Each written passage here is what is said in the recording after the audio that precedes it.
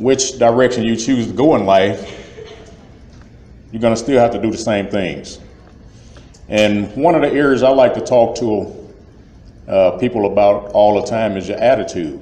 How many of you like to be around people with good attitudes? Almost all the hands. So the rest of you like to be around people with bad attitudes? How many of you know people with bad attitudes? How many of you are that person? But if we're going to improve in life and move forward in life, we're going to need to work on our attitudes and make sure they're positive. How many of you like to be around people with positive attitudes? I know I do. I don't like negative people around me. For the first time since I've been speaking for FBLA, my wife is here with me today. And she's back there in the corner, so if you could just wave your hand.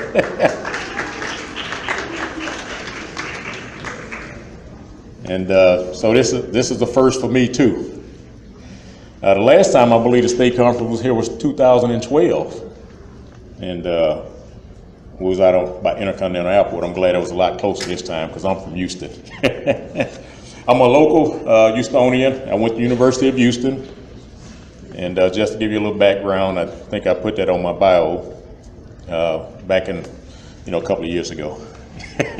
I'm not much older than you guys, but negativity sells in our society. Y'all realize that?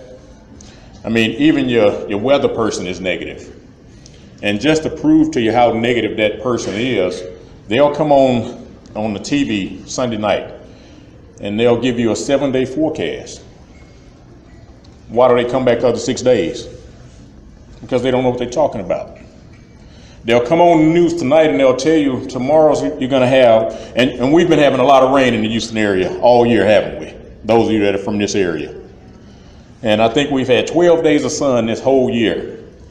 But they'll come on the news tonight and they'll tell you tomorrow there's a 20% chance of rain. And how do you feel when they tell you that? Now, if they were positive, they would have came on and said we have an 80% chance of sun. Right? And so society conditions us to be negative. We don't watch the news at my house that often. Because the only difference between the 6 o'clock news and the 10 o'clock news is 2 more people got killed. Okay, so stop watching the news because the news is programming your mind to be negative. It's programming your subconscious to be negative right before you go to sleep every night. And when you go to sleep with all of that negativity on your mind, you don't sleep as well. When you have a positive attitude, you seem to accomplish more. And that's just the way life is. And it doesn't matter what area you choose to go into in life. I remember I heard a story years ago, and this guy went to a carnival, and he was a little bit younger than me, and he felt life hadn't been treating him fairly up to that point. And so he saw a sign that said, "Fortune's told, $10. And he said, what have I got to lose? Let me go pay the lady my $10 and have her tell me my future. And so he went in and gave her his $10. And she said, you're going to be broke and disgusted until age 45. And he got sad for a moment and he got up to leave and a light bulb went off in his head. And so he turned around and he went back and he said, well, what's going to happen at age 45? She said, oh, you'll be used to it. So when our attitude is not good, we don't set goals for ourselves. We don't see a future that's bright ahead of us. We start settling for the life that we've been told we should live. And I mean, our parents mean well, and I'm not putting down any parents, but our parents don't know everything about success in life. And that's across all cultures, all races, everything. Our parents don't know everything. They do for us the best they believe. So I'm not putting that down, but our parents ingrained in us certain types of belief systems growing up as well.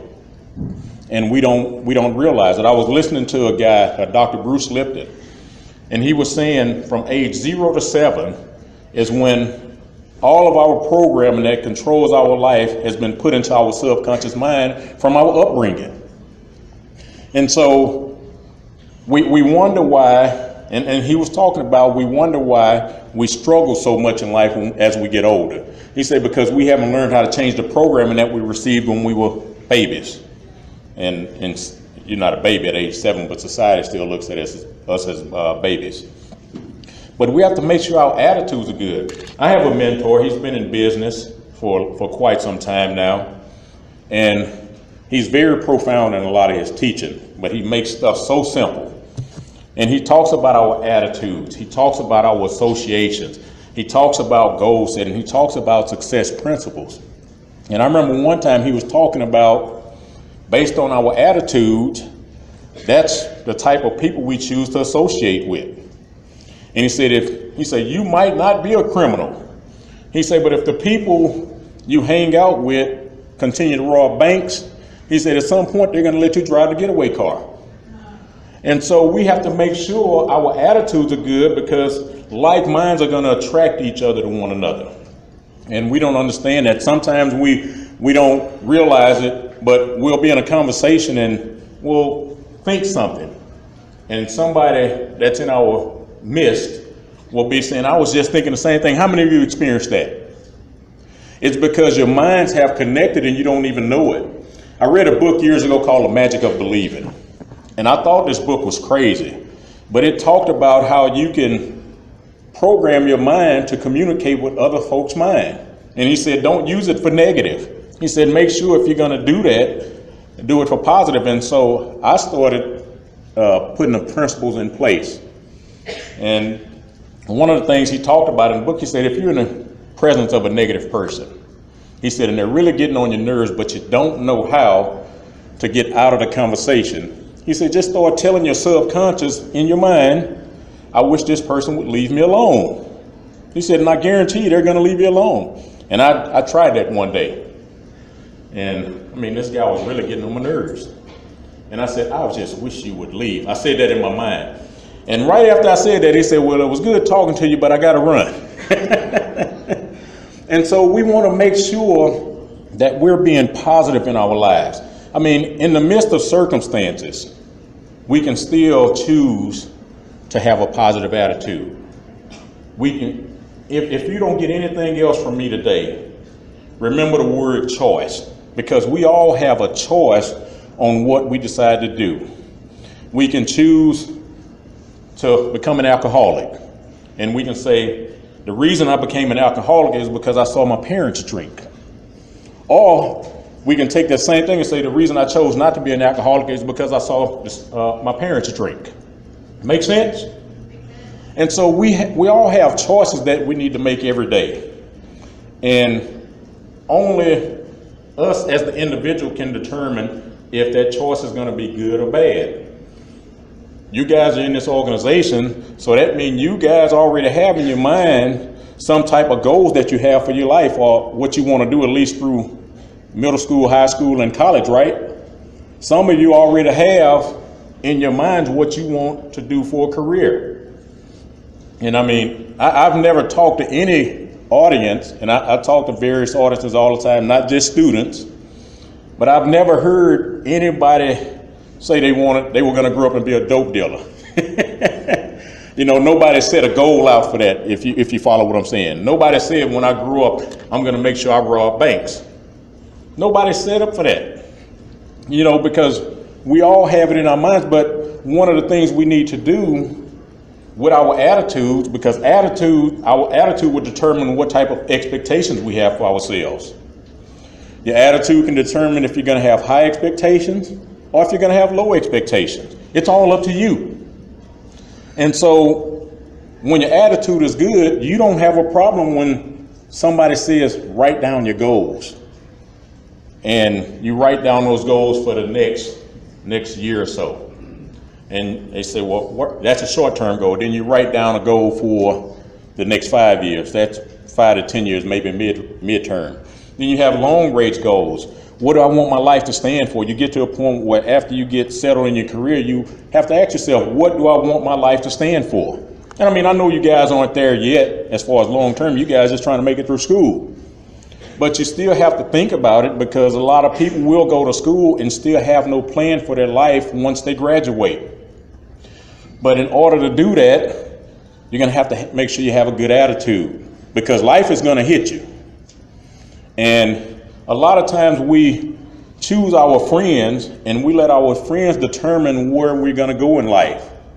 And we need to choose our friends based on where we want to go. I mean, I read something the other day, and it was a picture of a nickel, and there was a picture of a dime. And it says, when my circle gets smaller, its value increases. And that's your circle of influence. Who do you have around you all the time? Because the people that are not going anywhere in life, for some magical reason, they want you to do it with them. How many of you recognize that? You know, I remember telling a guy I used to work with years ago, we were talking about cars. He loves motorcycles. Well, I love Ferraris. Now, I don't have a Ferrari, but I still love them. And so I was talking about Ferraris, and society had already programmed him. And I continue to dream bigger all the time. And he said, dude, why you worried about getting a Ferrari? Why you want to pay $200,000 for a car? Why don't you just get you an Acura and be done with it? So at that point, we never talked about dreams again, because I don't want that influence on my mind. And here recently, last year was a pretty rough year for me. And I was in the hospital a couple of times. I had 6 surgeries on my leg. And my wife told me she went to the pharmacist to get some medication for me. Instead, the pharmacist asked her, how's he doing? And she said, she told the pharmacist, he has a strong will. But I wouldn't have had that strong will to survive, because I almost died, and most people didn't know it. But my will wouldn't have been strong if I didn't have a positive attitude about life. Because I know there are more things I want to do with my life. And so we have to make sure our attitude is good. We want to make sure we're associating with the people whose attitude is good. We want to hang with people that are going somewhere with their lives, that have goals for their life, that see more than misery and doom ahead of them. They see some positivity. They see success in front of them. And we have to start thinking of success. And success is not just measured in terms of money, as society has conditioned us to think. Because there are successful teachers, and we all know teachers don't make a whole lot of money. I have a sister that's been a teacher for years. My wife worked in the school system as well. And we know that, but how many of you have a teacher that you can say, this teacher helped me out a whole lot? Exactly. And so that teacher is a success. I've been out of high school since 1989. And right to this day, I still talk to my woodshop teacher on a regular basis, because he impacted me greatly. And I tell him all the time, he doesn't know what he meant to me. And he always tell me, boy, you're just gonna make an old man cry. But each one of us is going to have that teacher in our life. And so that teacher to us is a success. We have firemen that are a success.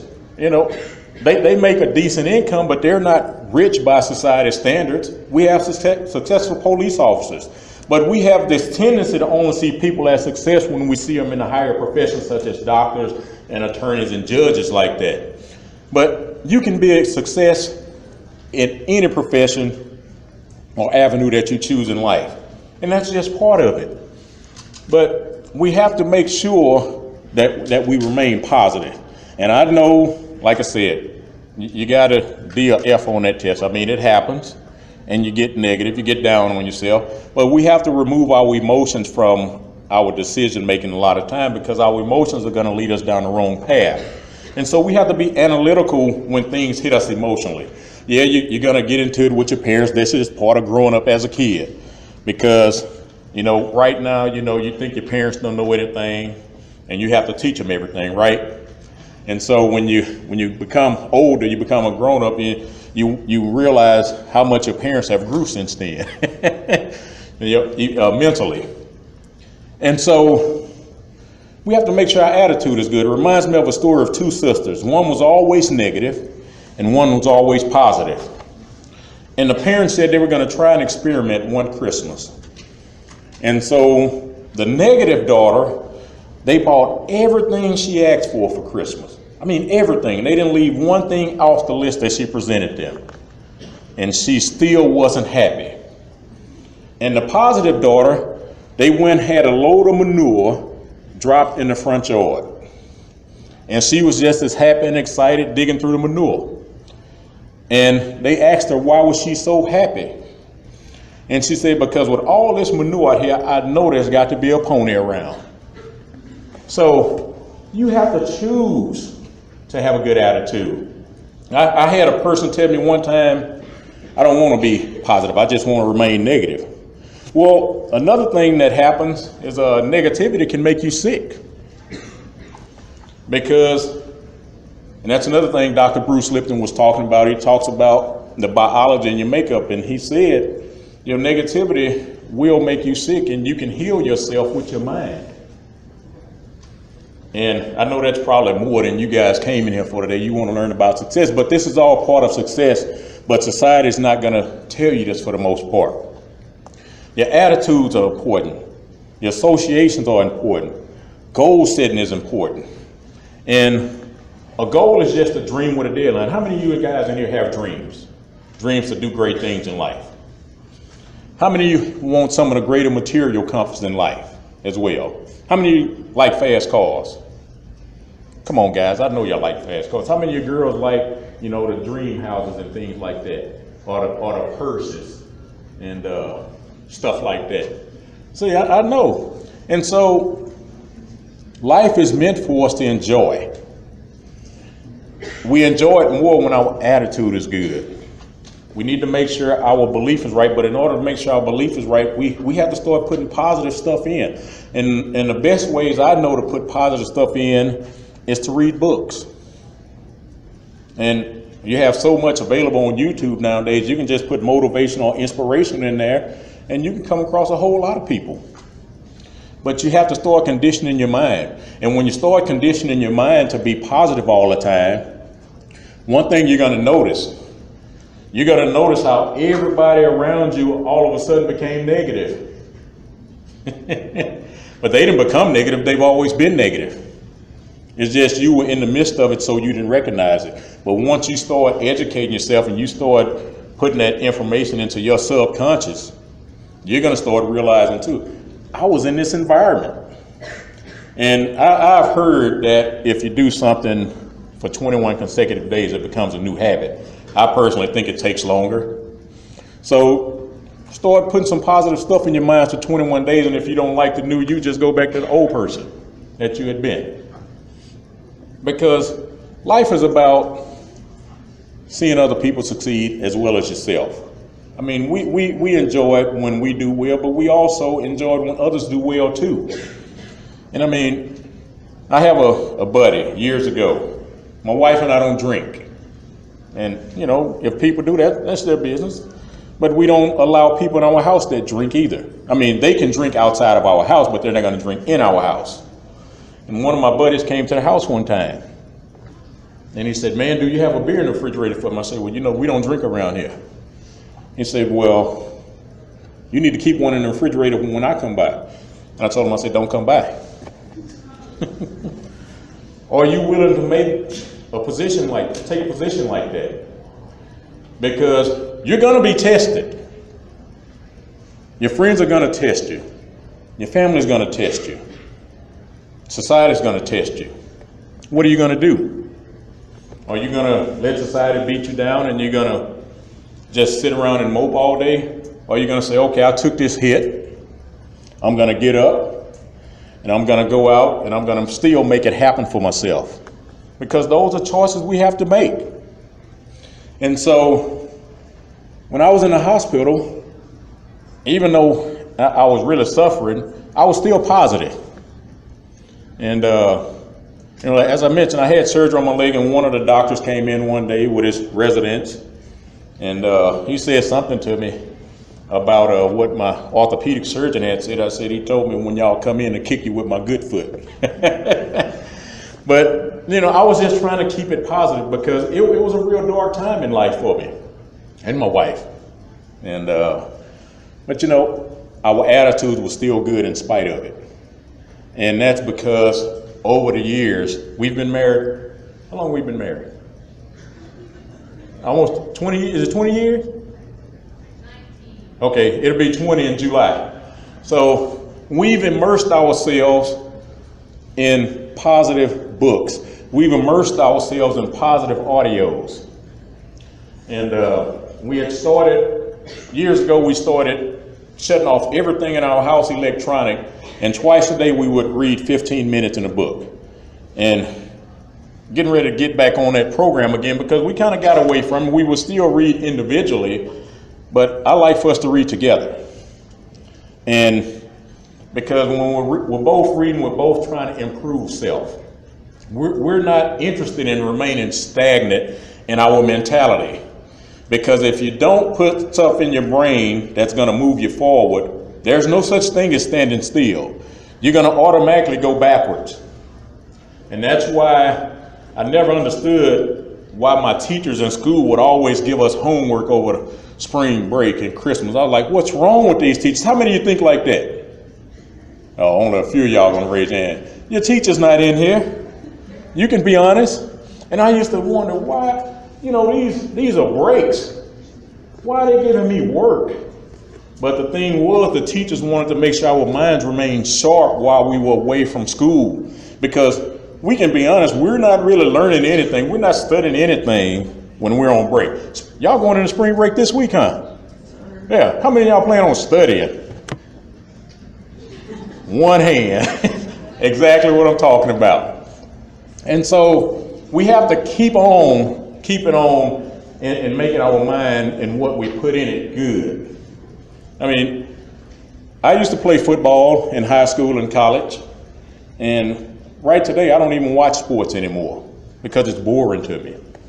I went out, been out about a year and a half, went to a funeral and ran into one of my old co-workers, my wife and our co-workers. That's how we met. We met at work years ago. And she just saw me and just had to have me. And and one of my co-workers had told me, say one of our other co-workers had just asked about us.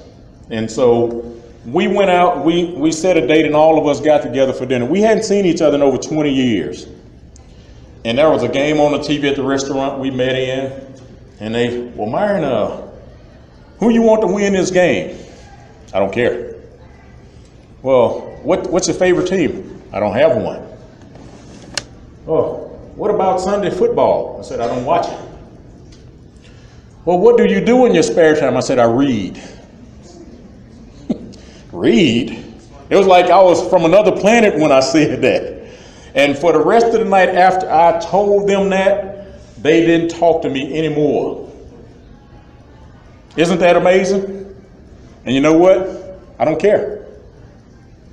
I mean, that's what you do. If you want to watch sports, that's fine. I just prefer, I got my greatest education once I graduated school. Because when we learn stuff on our own, we have a greater appreciation for what our teachers try to do for us. And so, my wife asked me not too long ago, could I just stop buying books? Because we've actually ran out of room at the house for them. And so now just stack them up wherever I can put them. And I haven't read all of them. I think I have about 80 I haven't read, but I have about 800 that I have. And what buying books on a regular basis does for me is it tells me there are still things I don't know. There are still things that I can learn. And we can all learn from each other. It doesn't matter what a person does in life. And I believe as Ralph Waldo Emerson said, every person is my superior in some aspect. And because of that, I always learn from him. And that's not a chauvinist term, it's, just interchange him or her. Because I learn from everybody. I learn if I want to sit down at the feet of this person again, or I learned if I'm going to never listen to this person talk ever again in life. If you want to see who your true friends are, write down your goals. And when you write down those goals, tell the people you feel that are your closest friends about your goals. And when you tell those friends about your goals, just sit back and wait for their responses. And you're going to see what the people you feel like is your closest friend really think about you. And I heard one guy said, he did that one time, and he said, at that point, some people lost all ability to ever speak into his life again. Because, as I mentioned earlier, people don't want to see you succeed. And I'm not talking about outsiders, I'm talking about those closest to you, especially if they're not going anywhere in life. So write down your goals. Set yourself some high expectations. One of the things you have to do is, like I said, I always talk about subconscious and attitude go together. More people will get fired from their jobs for their attitude over their working ability, because your attitude determines how good you are at working well with others. And that's why you see a lot of people go into accounting, because they don't like to interact with people. And so they can lock themselves up in a corner and be by themselves all day, and they're okay with that. But you'll lose your job faster for having a bad attitude with your coworkers than you will for your working ability. And that gets old after a while. You want to stop, changing jobs, because life is meant to be enjoyed, as I mentioned. But we only get it one time to go around. There's no second chance. So whatever mistakes we've made in the past, those in the past. Let's move forward from this day. And like I said, set some goals. Have a good attitude. Our attitude will also, when it's good, it will also help us develop a strong self-image, a strong self-worth, and a strong self-concept. But when an attitude is bad, all of those things are bad or poor as well. And so we have to make sure that what we're doing is moving us in a positive direction. And I know you're probably saying, this dude won't get off the attitude. That's going to be what's going to carry you through life, because your attitude is going to determine your character and integrity. And I like dealing with people who have integrity. If I give you my word means something to me, because my word is all I have. And we need to make sure when we tell people we're going to do something, we do it.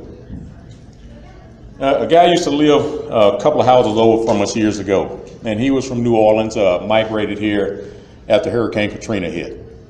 And he loved, how many of you guys familiar with Zydeco music?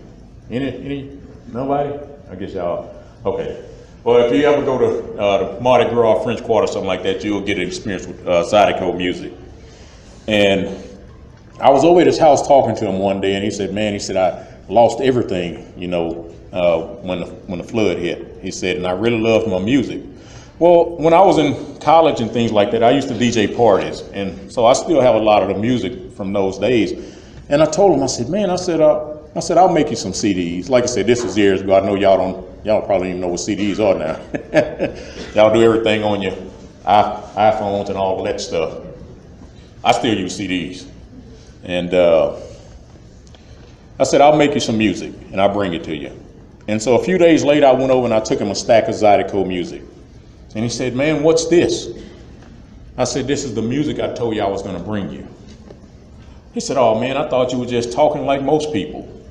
So people remember, and they understand if they're going to do business with you. They understand if they're going to want to be around you. Because if your attitude is negative, the only people that are going to want to be around you are negative people. And so that's important. That's vital, that we're doing something that keeps us positive all the time. Like I said, read you some books. And one of the first books I was given, not given, told to read, was a book called The Magic of Thinking Big. And my mentor told me to read chapter 2, 12, and 13. He said, don't even read the rest of the book. He said, read chapter 2, 12, and 13. And I can't remember offhand because it was so long ago, but one of those chapters was talking about how we make excuses all the time. instead of accomplishing and going after our goals. And then I started reading other books, as I mentioned earlier. And one of the books I read, and I still go back and reread that book to this day, and it's a book called Living Above the Level of Mediocrity by Chuck Swindoll. And that book made such an impact on me because we're taught to, just be comfortable. And there's nothing wrong with being comfortable, but we're talking about being average. You guys are not average because you're here. How many students are in your school that are not part of this program? So you guys aren't average. You guys don't like being average. I heard one guy say, he was trying to paint a picture of being average. He said, being average is like sitting on a block of ice in Hawaii with your head on fire. And I heard another guy say, average means you're better than the worst, but worse than the best. How many of you want to be classified like that? I mean, that's not good at all. And so we want to make sure that we're not being mediocre. I don't like to do anything unless I'm giving my best. And I mean, guess who the biggest critique of my speech is going to be when I leave here today? It's not going to be you guys. It's going to be me. Like I said, this is the first time my wife has heard me speak at FBLA. She's heard me speak at other places before. And I'll be asking her, did you see anything that I can improve? Because I'm going to be the biggest critique because I want to make sure I give you guys the best of me because I want to see you guys succeed. And I don't know, I'll probably never see most of you guys again unless you email me or talk to me. One of the first young men I started mentoring, I actually met through the very first FBLA conference I did years ago. And he's a school teacher out in the Katy School District. He graduated from Texas Tech. And he has some great goals that he's trying to accomplish in the education business, for lack of a better term, but in the school system, education system. And you know what? I really treasure that relationship I have with him.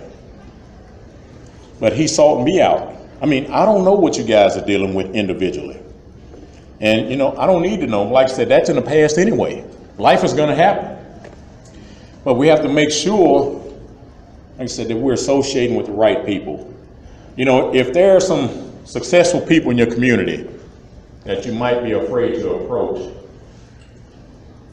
I'm going to tell you something about successful people, truly successful people. If you have questions, they don't mind answering them. Arrogant, successful people don't want to help you.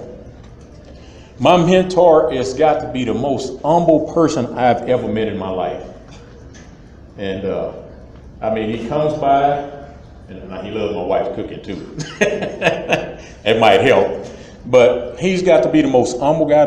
Get you guys a mentor. And that's why I brought it up, because at some point in life, they call them life coaches and things like that. But I call it mentor. Find you guys a mentor. Males and females. You females need a mentor. You males need a mentor. All of you guys need mentors. Outside of your school teacher. Or somebody like that. Find you somebody in the community or somebody that might be in an industry that you want to go into later on in life. If you want to become a doctor, find you a doctor that you can ask questions. If you want to become a school teacher, find a school teacher and ask questions. And if you really want to, utilize that school teacher after you graduate school, that teacher more than likely will be more than willing to accept you as somebody that they can teach. And so, because you can't go through life alone, you're not going to achieve a whole lot by yourself. You need people around you, but you need the right people around you. I remember I grew up with some guys, and like many of you guys, I excelled in school. And the guys on my street and in my neighborhood, they weren't in the same classes with me. And we were all in the 8th grade together, but I was the only one that was promoted to the 9th grade. And all these guys were left behind.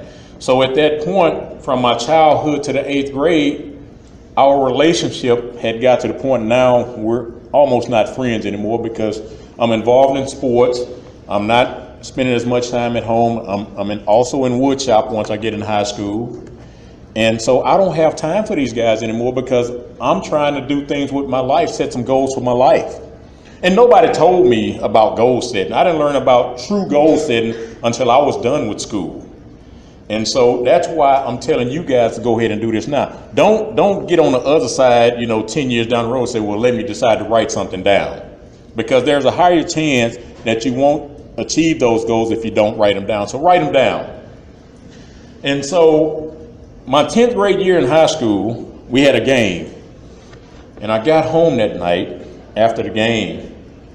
And my dad came to me and he said, where have you been all day? And I said, well, we had a game tonight. I said, I was at the school. He said, well, Houston Police Department has been by here looking for you.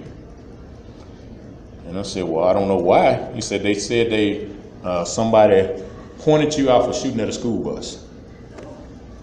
And I said, well, I don't know where that came from. I said, I was at the school until we got on the bus and went to the game. He said, well, they said it happened at the school. And I had no clue what he was talking about. Years later, I was a grown-up. I was probably about 24, 25, and I was at my parents' house, and one of the guys that I had grew up with down the street, he stopped by when he saw me over there. And I didn't bring it up. We were just talking. He said, yeah, I remember, back when you were in high school, he said, I shot at this school bus, and when the police came looking to see who had did it, I told them it was you.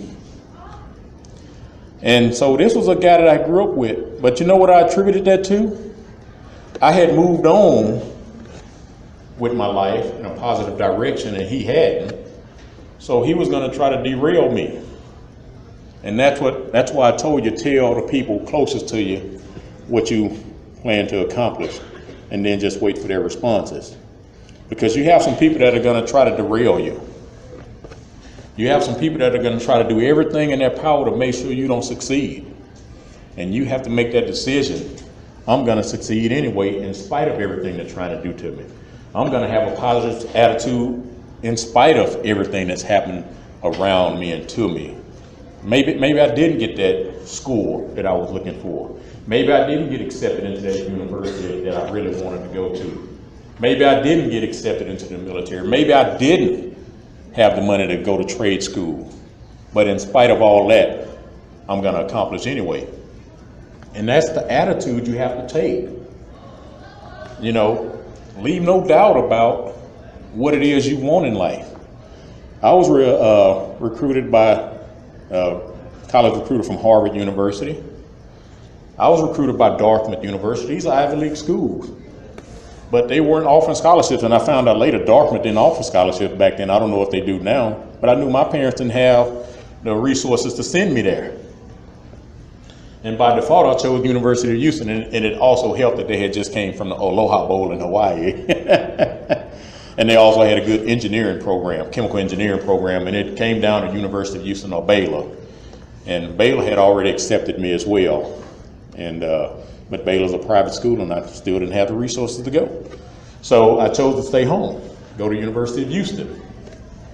Because I got hurt in football my senior year in high school, so no athletic scholarship came either. And I could have got athletic or academic, was working with a lady at University of Houston to send me on academics, and she died the month before I graduated. So life is going to throw some things at you. Are you going to duck, or are you going to fight them? Because you can, when an obstacle gets in your way, you have some choices. You can go through that obstacle, you can go around that obstacle, or you can allow that obstacle to stop you. But it's all up to you. It's your choice. You choose what your life is going to look like. You choose what you're going to accomplish. Don't let other people determine that for you. Because, like I mentioned earlier, our parents mean well, but a lot of times our parents want us to choose professions that are going to satisfy them. You choose something that's going to satisfy you. Some years ago, and y'all probably say, this guy has a lot of stories. But years ago, I was seeing a dermatologist, Dr. Frost. Dr. Frost was 29 years old at the time. And Dr. Frost, I talk to everybody. I don't care about your position in life. I don't care what your profession is. I'll talk to you because I've already put in my mind that I can communicate with anybody on any level at any given time. I've already put that in my mind. And so Dr. Frost told me one day, he said, Mr. Jones, he said, all the patients I deal with, he said, nobody has ever just had a conversation with me. He said, because they look at me as if I'm up here and they're down there. I said, well, Doc, you're not above me. I'm not putting anybody above me. I said, I talk to everybody. He said, yeah, you talk to me every time I come in.